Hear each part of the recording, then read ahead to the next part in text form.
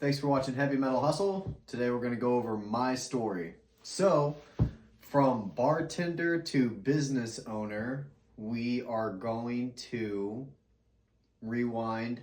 I did bartending and factory work. I drank more than I should have. I then pursued sobriety and personal development obsessively.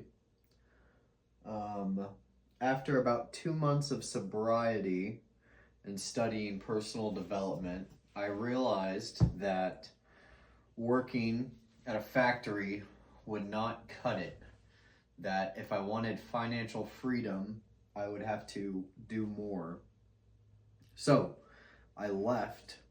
I put in a 2-week notice and I left. I had no money, no savings, no equipment or training. I started by borrowing a push mower and a weed eater, and I started walking around and drove around. And any grass over 2 to 3 inches tall, I would knock and I would offer to mow. I, especially if I needed money, would lowball, knowing that I'd get a yes. I would, rather than offering to mow it for 40, would offer for 25 or whatever. I continued this process of just walking through neighborhoods, driving through, looking for anything like that, posting. This easily, within a couple of weeks, got me into window washing. The equipment for window washing was very cheap. I was able to get my own lawnmower, my own weed eater. Then I went into power washing. Power washing was wonderful. I got into gutter cleaning. With power washing, you can offer services for washing driveways, giving the houses a bath, car dealerships, all kinds of stuff. After power washing, I got a little bit into landscaping. And I do all of this at the same time. So I just kept adding, through offering a service, I'd be able to upgrade equipment and then add and offer a new service. So then I went, it was getting close to winter, and everyone in the small business service-based world in winter, a lot of times they panic. Slow season. You've got to really pivot. You got to be creative. So I realized that I wasn't wanting to be outside very much. I switched immediately to interior, started focusing on detail cleaning inside, offering cleaning services, clean people's houses, clean up after people would move out for investors. I would do carpet cleaning, just whatever. Then from detail cleaning, I went into painting, painting interior and exterior. Then we went into flooring, installing flooring, etc. We, throughout this time, kept adding installations and repairs, little things, toilet repairs, ceiling fan and light fixture swap outs, just really easy stuff. We, during this time, then started also pursuing turnkey services. And we say turnkey, we refer to a tenant moves out and the owner of the property needs it caught up and brought back to ready to rent status for the next tenant.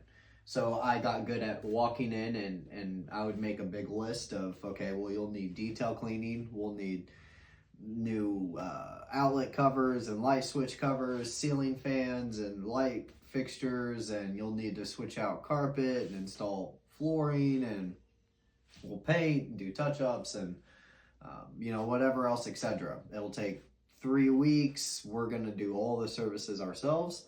This became a very popular bread and butter scenario for me.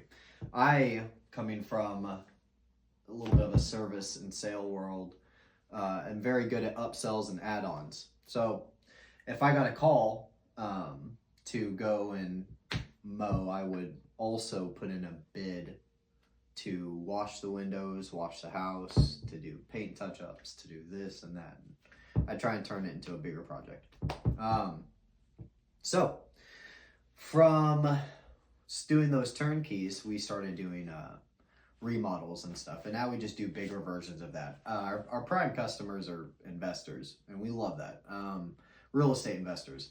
Whenever I first started, I did not want to knock on 1,000 doors, so you've got to find the guy that owns 1,000 doors, and you're going to find him at your local real estate investor meeting. And everyone there, they know everyone and all the real estate groups, and it's a really great community anywhere you go. The real estate agents and contractors and everyone knows each other, and they all try and do their best to help. And the bad ones weed themselves out, and the good ones stay and continue to work and be consistent. So I started going to local like real estate investor meetings. I pursued property management companies, apartment complexes, and really word of mouth over, now we're coming up on 3 years. We're not too far away. Almost averaging like around just at like 6 figures, a little over 6 figures each year in sales, which is really crazy because, mind you, bartender and a factory worker, and I didn't graduate high school or college or anything like that. We moved in our senior year, and so I had always had this shadow of like being the dumb kid just going to trade physical labor for money. So to realize that there's this whole hidden world of personal development where you can obsess over upgrading your skills and your value to the marketplace, and anybody could leave and start offering a service of lawn care, window washing, power washing, cleaning, painting, flooring. You could pick out any niche as a service in the service-based categories and pursue it. Now, some people talk about, well, your legalities of starting a company, and it really depends on where you're at, what state. You're going to have to study a little bit. I will say you'll need a little bit of money to get your LLC, to get your insurance, to get your city license, the proper things that you need. You'll probably be somewhere between $200 to $400 for it all. And if you don't have that, you can offer your service and earn that. So now we're almost 3 years in, and on my own, I've gotten to build this up. I work primarily, usually by myself. I have subcontractors, and then I have a couple of really awesome companies and teams, and we've put it all together in a way where I'm able to do fast renovations and remodels. We usually do them within about a month to 2 months tops. We'll go in and exterior paint, interior paint, floors, fixtures, etc. And I like doing that. It's a lot of responsibility, but at the end of the day, a lot of good, hardworking guys are getting the opportunity to work, and we all get to feed our families, and that's what we want. That's important. And the community really takes great care of us. So, yeah. Now, through this whole 3 years of being a business owner, I would have failed if I had not also pursued personal development, probably more than anything, more than the entrepreneurship. I say that I'm a really big Jim Rohn fan. You work harder on yourself than you do on the job, and you can really set yourself up for success. Now, today is my birthday. I'm turning 31, and in the last 3 years, I've probably lived better than all of the years before combined. I've really, through personal development and entrepreneurship, been able to work hard and increase the value to the marketplace and the skill sets that I have. And I wouldn't have been able to work on myself if I had not removed myself from the workforce and then decided to offer a service in exchange for currency. And now it's really crazy. The most important currency to me is time. I value time more than I value anything else. It's very hard. One thing you'll notice when you start doing this and you start working on building a better future for yourself is you will have to dedicate your time to a certain niche, whether it's a service you're doing. You know, I'm a family man, and I actively I involve music and jiu-jitsu. We were going to start these videos last week, and I had a black eye, so I decided to wait to be a little bit prettier. But yeah, so now after 3 years, you know, it's really wonderful. I encourage entrepreneurship for everyone.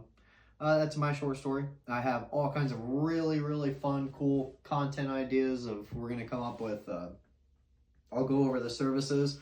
I'll go over how you find customers and breaking it down, and might do videos on pricing and contracts and how you work with managing teams and multiple people and keeping them happy. Working with customers and their relationships. You know, a really big aspect of it. You know, being humble and working hard and honesty. It's there's a lot that goes into, I think, being a good small business owner. I think it's a lot of personal development based skills. So anyways, thank you for taking the time to watch this video.